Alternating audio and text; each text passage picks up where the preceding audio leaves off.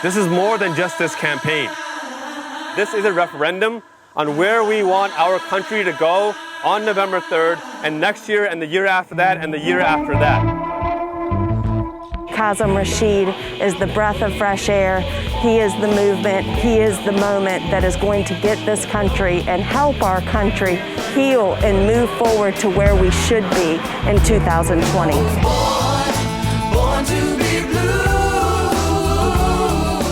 A lot of the same things that are important to him are values that I hold. He understands how to sort of talk to everybody, whether they're old or young. I also like that he's not taking any super PAC donations or corporate donations. I just really love the messages and his compassion for action.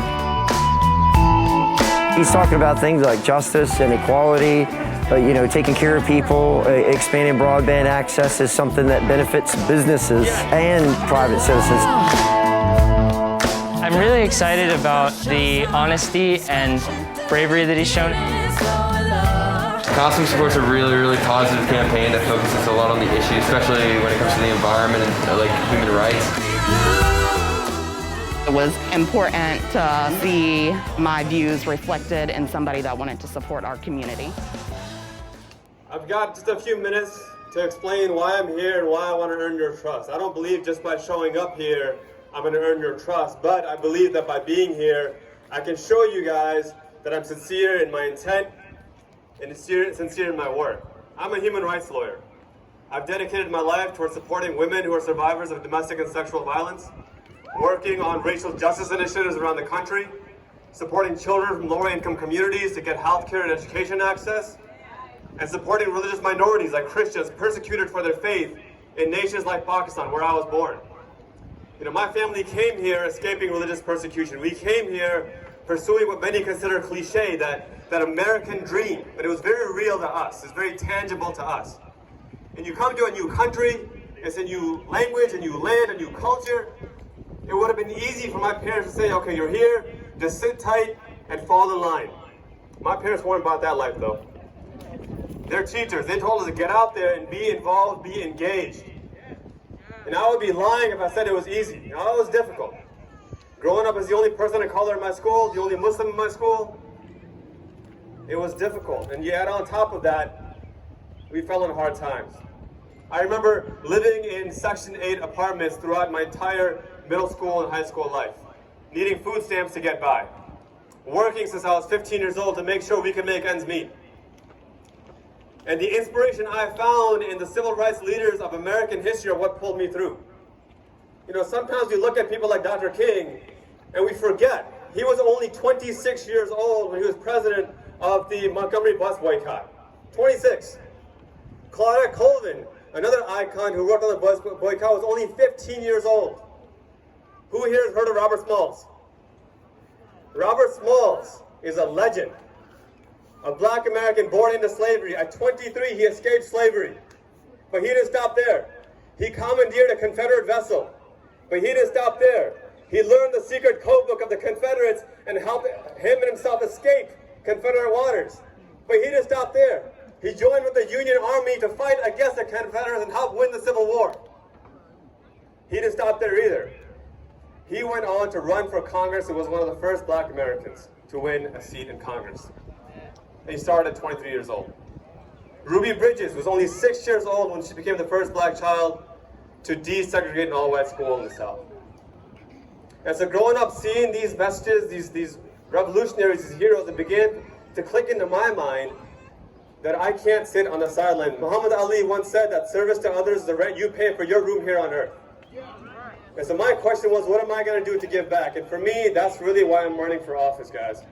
I've been a human rights lawyer for over a decade, working on marginalized communities, supporting those who've had their voices silenced.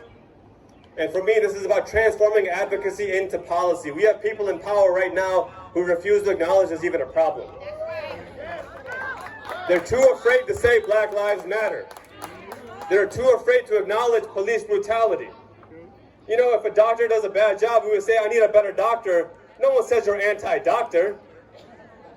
If a teacher does a bad job, we say we need to train our teachers better. Nobody says you're anti-education. So why is it when a police officer does a bad job, we say we need better officers, suddenly you're anti-police? Doesn't make any sense.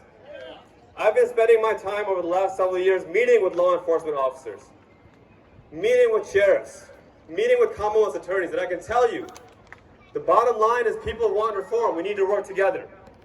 So I'm not going to buy into the rhetoric or the hype that this is either you hate police or you only believe Black Lives Matter. I believe the right answer is through knowledge of what justice is and by bringing people together to build a bridge of understanding and compassion. I'm going to close with this. The most important thing our campaign has done and will continue to do is serve our community. It's why even back in January, before this pandemic began, we launched our Compassion Through Action program. And this impacts every single person in here.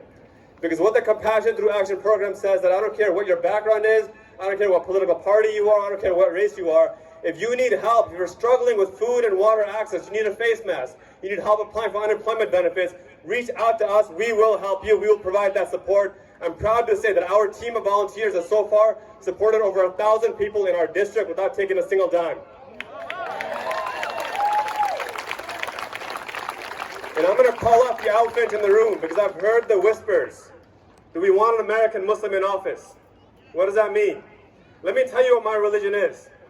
The single most important part of my religion is what my brother said earlier on. Love your neighbor as yourself. Love your neighbor as yourself. If I have failed to serve humanity, I failed my religion, I failed my God. So thank you all for your time. It's the most precious thing I could ask of you.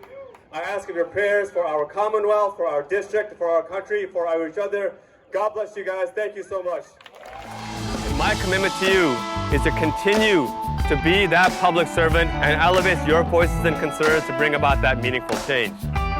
Thank you for being part of this movement.